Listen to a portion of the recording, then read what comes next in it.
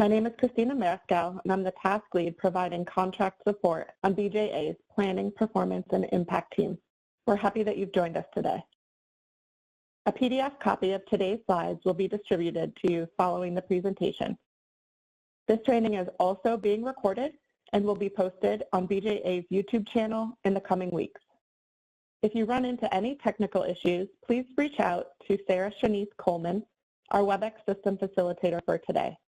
I encourage you to send her a private message via the chat function or send her an email to the address listed here. All attendees are muted to prevent background noise during today's presentation. Please note that we will respond to any questions you have via the Q&A panel. We will try to answer questions as they come in throughout the session, or we will respond during the facilitated Q&A session at the end. If you do not see Q&A on the right side of your screen, navigate to the bottom right of the WebEx window. You should see the symbol with the 3 dots, and if you click on that, you can add the Q&A panel. To submit a question, please use the Q&A panel by clicking on the tab labeled Q&A located on the bottom right side of the WebEx window, and choose All Panelists to share the question with the larger group. If we are unable to answer your question during the allotted time today, we will follow up with you individually. Additionally, if you need more help after today's training, we can provide you with one-on-one assistance. We will provide our contact information at the end of the presentation. We will use the chat box to share links and resources with you during the session, so please make sure to check the chat box and then submit your questions using only the Q&A panel. During today's presentation, we will provide an overview of Byrne SCIP reporting requirements. Specifically, we will address performance management at the Bureau of Justice Assistance, the what, where, when, and how for reporting, the Byrne SCIP Performance Measure Questionnaire, reporting in the Performance Measurement Tool, data quality best practices. We will also provide our contact information and various resources to assist you with reporting, and we will conclude with a question and answer session. We encourage you to drop your questions in the Q&A panel as they come up throughout the training today. The work you do as grantees is vitally important, and performance measurement helps to tell the story of you, your organizations, and your programs through data and assessment. Performance measurement is the process by which grantees regularly collect data on grant activities to determine whether they are implementing the program as intended and achieving the desired goals and objectives. Performance measures are used to capture inputs, outputs, and outcomes over time. Performance measures also allow for pre- and post-program analysis that can be used to assess change over time. BJA has established performance measures for each grant program. These measures can be found at the link shown here and are included in your program solicitations. These measures may also be updated throughout the life of your program. Understanding the importance of performance measurement ensures strong program development and implementation. Performance measurement provides an opportunity to evaluate raw outputs of program data to improve existing programs and create ideas for new ones.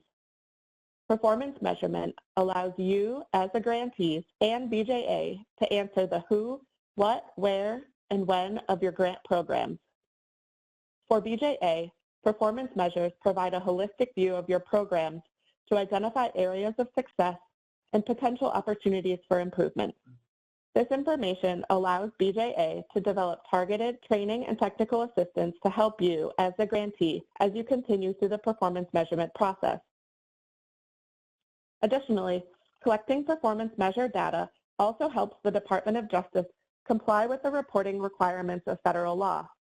This includes the Government Performance and Results Modernization Act of 2010, the Digital Accountability and Transparency Act of 2014, the Foundations for Evidence-Based Policymaking Act of 2018, and the Grant Reporting Efficiency and Agreements Transparency Act of 2019. Performance measurement provides a tremendous benefit to you as a grantee. It can help you proactively address challenges and generate evidence that you are meeting your goals, and it also allows you to show the impact of your program and your organization. Now, let's talk about the what, where, when, and how of reporting grant activity for the Byrne State Crisis Intervention Program. Prime grantees are responsible for managing their subrecipients, communicating with their subrecipients about reporting requirements, and ensuring the quality of subrecipient data. Prime grantees are also responsible for setting up and managing subrecipient accounts and data reports. For more information on the prime and subrecipient roles and responsibilities, please visit the link provided here for the OJP Subawards Toolkit. There are two types of questions you will need to respond to: performance measures and narrative questions. The performance measures are a series of questions that measure outcomes of grant activities and demonstrate the accomplishment of goals and objectives for BJA programs. Grantees report on performance measures during each quarterly reporting period. A series of narrative questions related to the grantee's specific goals, objectives, barriers, and successes are reported on semi-annually in January and July. The performance measure questionnaire outlines all of the questions that grantees are required to respond to. The link to the Byrne SCIP performance measures is shown on your screen here, and we'll also drop it in the chat. As a reminder, you will receive a copy of this presentation with all of the links following this session. We will also do a walkthrough of the performance measure questionnaire in a few moments. We suggest using the questionnaire as a guide to track relevant data in your files in the time interval that's easiest for you. Then, when it's time to report in the PMT, you can add those figures and get your reporting period totals. If you have questions on any of the performance measures, please reach out to the BJA PMT Help Desk, and the email address is listed here. The Performance Measurement Tool, or PMT, is the online legacy reporting system for BJA and other OJP components. All performance reporting will eventually move to the JustGrants or JustGrants system. The timeline for the transition is currently unknown. However, Byrne SCIP grantees report grant activity in the PMT until further notice on a quarterly basis. To access the PMT, visit the link on the screen. If you are a first-time user or your account is inactive, please contact the PMT Help Desk for assistance. Every 6 months in January and July, you'll generate a PDF of the PMT report. Save it to your computer, and then upload it into JustGrants as an attachment to your awards performance report. For Byrne SCIP grantees, the performance report module in JustGrants is still in development. Therefore, you will not need to upload a PDF of the PMT report into JustGrants until July of this year. At that time, you will be asked to report on data from October 1st, 2022 through June 30th of 2023. As you are reporting in April, you should save 2 PDFs from PMT, one for the October to December period of 2022, and the second for the January through March 2023 period, and attach both to the performance report in JustGrants to cover the period once it is due in July. The JustGrants team also developed a training that provides a step-by-step overview of the process for uploading PMT reports in JustGrants, and the link can be found here at the bottom of your screen. Since JustGrants is a completely separate system and managed by a different team, we encourage you to reach out to the JustGrants support team for any issues or questions related to the JustGrants system, and we will provide contact information later on in the presentation for the JustGrants support team. When you're submitting your report in JustGrants, you'll go to the performance report page of your grant award. You will type in any relevant comment in the comments field. In the attachment section, you will select Upload to upload the semi-annual PMT PDF report that you just saved. You should only attach one PMT PDF report. Be sure to align the reporting period dates in the PMT PDF report to the same reporting period in JustGrants. Also, be sure to select Submit when you are submitting a report, as selecting Save does not submit your report. Once your report is submitted, it will be routed to your grant manager for review. This table outlines the type of data you'll report for each reporting period, when your reports are due in the PMT, and when you will upload your PMT reports to JustGrants. As you can see in the second column, you'll only report on narrative questions in January, July, and during your last reporting period of grant activity, regardless of where that falls on the schedule. Note that reports are due 30 days after the end of a reporting period, Also, reporting is based on award start date. Although Byrne SCIP awards were made in 2023, grantees will need to report for 2 periods ahead of the April 30th deadline, since the award started on October 1st of 2022.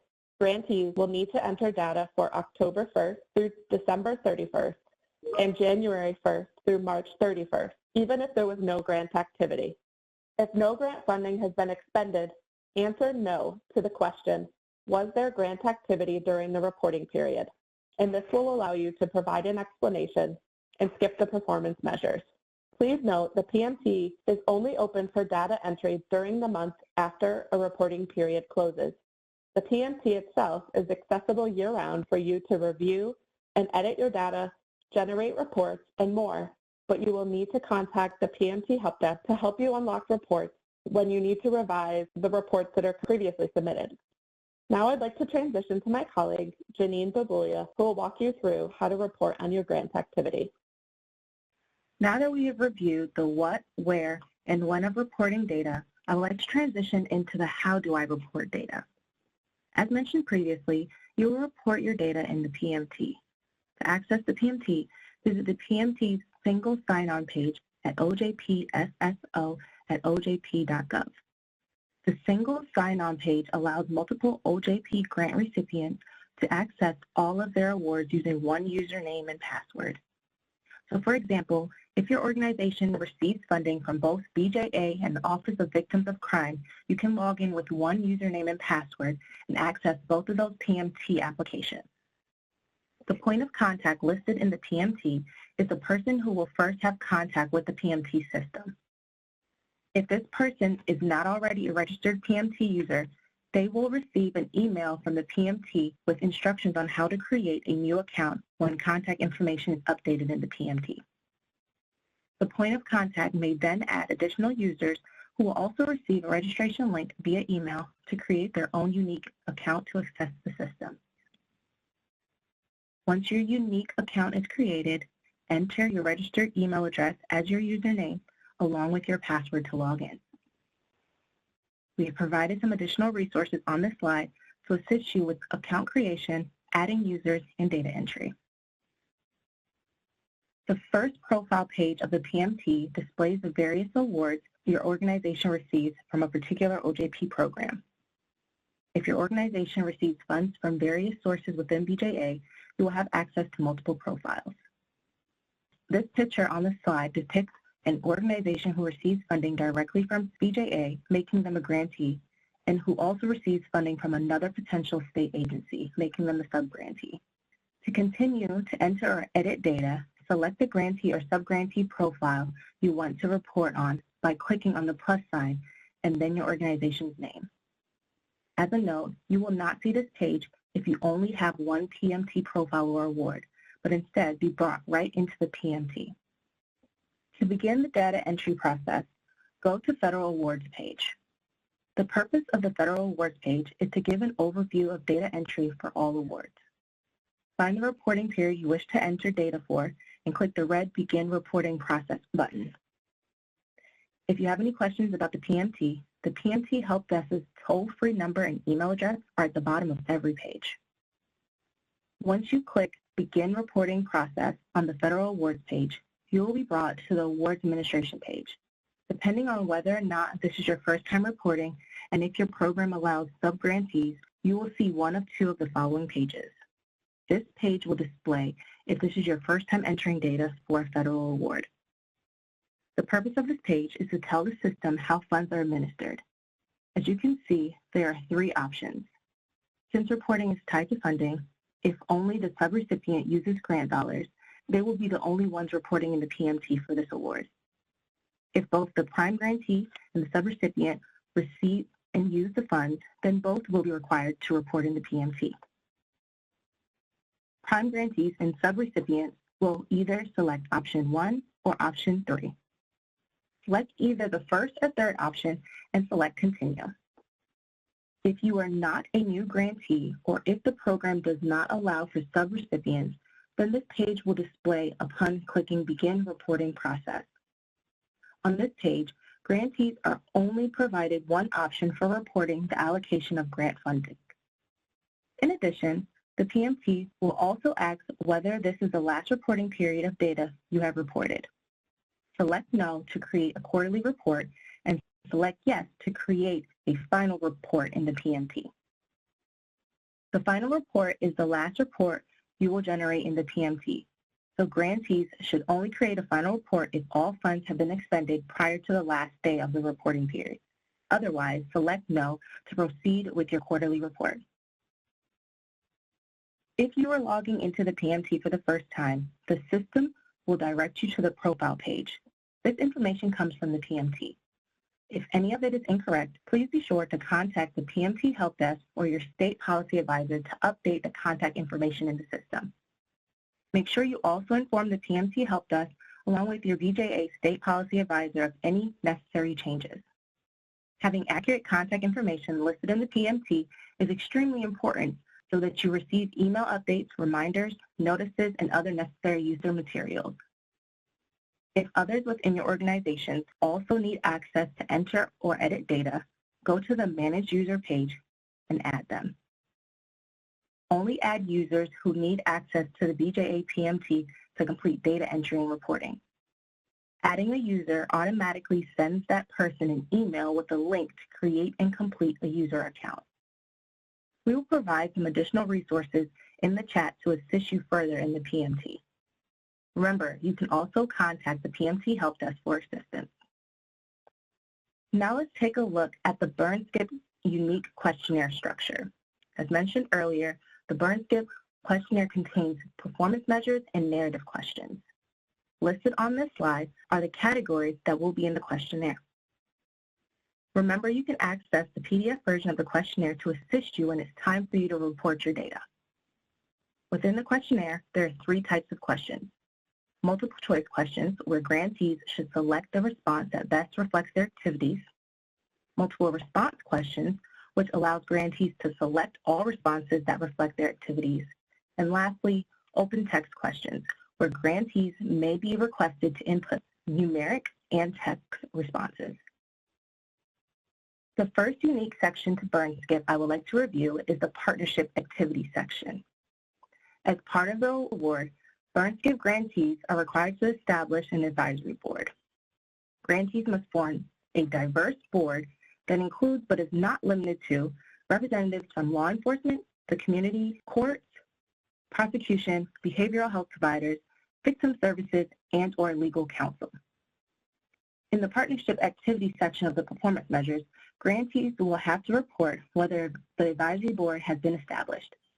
If grantees have not established an advisory board, they will be required to explain what steps are being taken to establish one. We want to make a note of an error in the language in the existing measures. Question 3 in the Partnership Activity section should read, have you established the required Crises Intervention Program Advisory Board to help guide your program? We will be making the correction in an upcoming fix in the PMT. However, we wanted to make you aware that this is referring to the required advisory board mentioned in the solicitation. In the Crises Intervention Program section, grantees will identify new and existing Crises Intervention Program activities that are using program funds. Provide additional program activities in the Other section if program funds were used by the program activities not listed. Grantees will also identify if the grant funded measures to safeguard the constitutional rights of an individual subject. In the Extreme Risk Protection Order section, if grantees did not use program funds to carry out ERPOs, the PMT will automatically skip the section. For example, question 14 in the Extreme Risk Protection Order acts during the reporting period were program funds used to carry out ERPOs. If you answer no, you will not be prompted to answer question 15, which asks the type of ERPO activities funded. This ensures grantees only answer questions pertaining to the activities conducted that reporting period. Grantees are not required to answer the ERPO questions if they did not use funds to carry them out. The final section I would like to review is the Semiannual Narrative Questions section. The semi-annual narrative questions are required to be reported in January, July, and during the last reporting period of grant activity. based on the grant-funded activities, grantees will need to identify the top 3 accomplishments of the program during the reporting period. This is where grantees get to highlight their successes. This is also the opportunity for grantees to identify barriers and lessons learned. Now let's go over some best practices. For the narrative section, we want to set you up for success and offer a few tips and lessons learned. It is important to write well-defined goals and objectives to clarify your priorities and highlight criteria for success from the very beginning. The SMART mnemonics walks users through important dimensions of good goals and objectives. Your goals should be specific, measurable, achievable, relevant, and time-bound. We recommend that you reevaluate your goals twice a year to determine whether they should be updated. Use your data to drive this process. Here are a few examples of well-defined SMART goals that will set this program up for success. While the goals on the right are great goals, they're difficult to measure and not specific enough to measure success. The goals on the left are specific, measurable, achievable, and relevant to the program. Be sure to ask yourself, what is the program seeking to accomplish? How will we measure the progress? Is it reasonable? Does it align with the overall goal of the program's objective? And finally, is there enough time to accomplish this goal? We would also like to share some tips to improve data quality that your program can do from the very beginning. It is recommended that a designated staff person coordinates all performance measures, data collection, and entry to ensure consistency. If this is the first time you will report data, make sure you're familiar with the data you will need to collect and report. Do this by reviewing the PDF version of the questionnaire. To ensure a backup person is aware of the data collection and reporting process so they can fill in if the designated person is unavailable or leaves the role. Consider available data collection methods, including case management systems or other databases, spreadsheets, or tracking intake forms. If partner organizations are included in your program design, be sure to engage them from the start in the planning process. Determine if formalized agreements are needed to ensure the necessary data is collected and the program meets its goals and objectives. Lastly, ensure all data you receive from contracted service providers is reviewed and validated before completing data entry. I'd like to turn the presentation back over to Christina for resources and other helpful information. Great, thanks, Janine. Before we transition to our Q&A session, I just want to point out a few resources that may be helpful to you, and this is sort of a cumulative list of some of the things we've mentioned throughout the presentation today. The one thing I want to call out is the BJA Performance Measures webpage or website.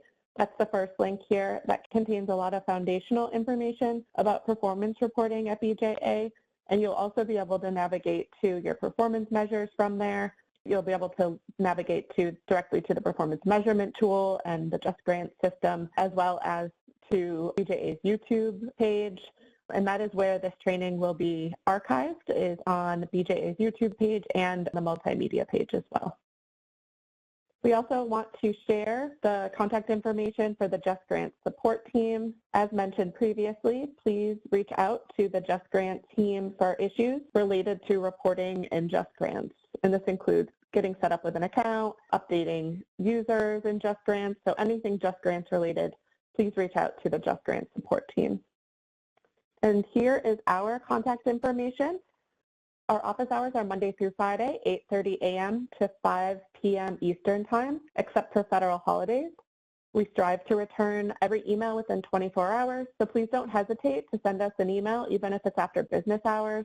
And as mentioned, you will receive a PDF copy of today's presentation, and you'll have the ability to click on all the live links in that. We'll send it via a PDF so that you can use that as a resource as well. And our email address is here, bjapmt@usdoj.gov. So we will transition to the Q&A. The first question that we have, one user is saying that in the PMT, only the October through December report is showing, and there is no report for January through March. The January through March period is live in the PMT. We did check this specific user account. It's appearing there when we're looking at it. You may want to refresh your web page. Also, it's ideal if you use Chrome as your browser. But if you go through these steps and still do not see it, please reach out to us and we can do a screen share or walk you through how to get access to that. The next question is regarding that only one PDF should be uploaded to JustGrants for the semi-annual report. However, with the development not being ready yet, will the July report be an exception? Will we need to upload multiple PDFs for that first October 22 to June 23 period?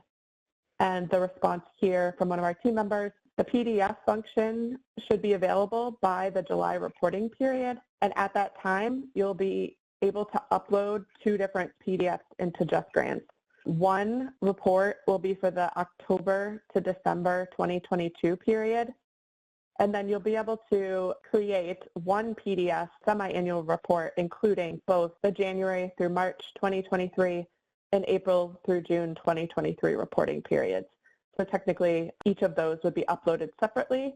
So 2 separate PDF reports uploaded separately, not under one performance report in JustGrants. Okay, it looks like maybe, Michelle, we need to follow up with you if October to December is the only reporting period that you're seeing. And if anyone else is having that issue, feel free to let us know that as well, but it may be just an isolated incident here. Okay, question. Will there be any modules over funding like there are in other BJA progress reports? I'm not sure if Angie or anyone else on the team has an answer to that, but I don't think there are plans right now to revise these measures. So what you're seeing is what you're reporting on. I know that there are funding modules in JAG and for other programs, but there will not be for Byrne SCIP at this time. I'm not sure if there's a plan to change that. Anyone feel free to jump in or raise hand, I can unmute you. But the performance measure questionnaire is what you should follow for right now. Okay, under the award administration page, do you select funds are being used by grantee and subrecipients if, as a grantee or prime recipient, you are only using administrative funds, or do you check that all funds are being used by subrecipients? This is Janine. From my understanding, you're asking if you use 10% of your funding for administration, you should be reporting that administration cost, so it would be both. It would not be all funds are being used by subrecipients. Thanks, Janine. Okay, and looks like another grantee is having the same issue as Michelle. So we can check on that and follow up with you. Like I said, if anyone else is having a similar issue, please let us know. We are able to, on the back end, sort of shadow your account so we can essentially log in as you and see what you're seeing. And when we do that, it does look like it's there. So I'm not sure why it's not appearing on your end.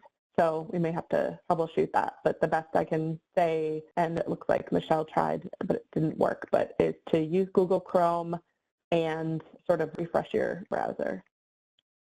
Okay, looks like we have another question for the team here. If we are using admin funds now as allowed, but no activity other than that, will we say no activity yet? Janine or Angie? So I believe that if you do not have grant activity aside from the allowable administrative funds, please do respond no grant activity for the reporting period. Okay, so a question, just to confirm, the first report is due in July, covering October to March and March to June. We're talking about 2 separate things. So you're going to report your grant activity in the PMT. There will be 2 separate reports due in the PMT. One for October through December of 2022, and then one for January through March of 2023. That's what you're going to see now, or should see now, in April, and those are due ahead of the April 30th deadline. When you go to report in JustGrants, because that module is currently, for this specific award, currently in development, the PR, the performance reports are currently in development in JustGrants, you will need to go back and you'll report from October 2022 through June. That's correct. Nothing is due in JustGrants at this time, so you do not need to submit the under construction report. There are other grantees who, when you log into the PMT and you're not seeing the January through March period in the PMT, if you could please let us know, that would be great, and then we can troubleshoot. but it should be live and ready to go, and we are seeing it on most everyone's account. So we just have to figure out why you aren't seeing it on your end. Okay, it looks like sounds like there might be a bug since this module was just rolled out and released, so we will troubleshoot. Thank you so much, everyone. So our email address is here. Yep, I would share ours since they don't need to report in JustGrants just yet. We're trying to triage some of these concerns with the PMT and the January through March report. So we will do that, and we will let you all know what we find, and we will do that ASAP. If you have any additional questions, please feel free to share them with us at any point. If we aren't able to respond, we'll get it to someone who can. We thank you for your time and wish you